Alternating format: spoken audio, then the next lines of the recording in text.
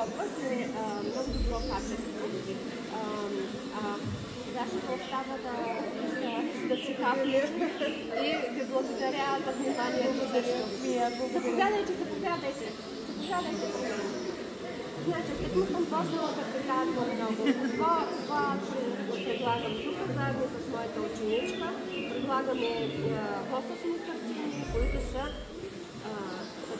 днес специално, са заредени някои от тях, които са рамкирани за заведения и за здравословни. Защо са здравословни? Защото са специален ден рисувани и са с мелавия цвят, който е студен, но той е зареден с малко червено, малко червено-розово и зеленките, които придават щастие.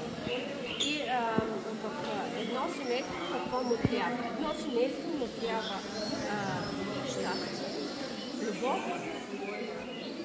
и какво още мислите, че му трябва?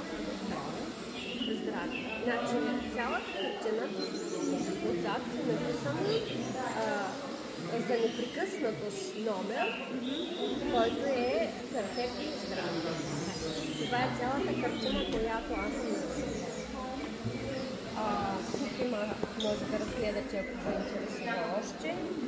Тези, които са с рамките. Аз ги свалих, защото там отзад много ни гледат.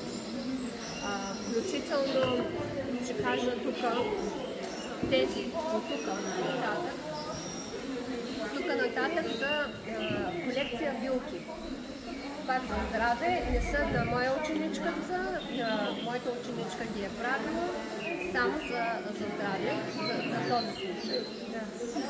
И аз съм направила тук някои такива талисманчета, които могат да се носят и дори в чантата.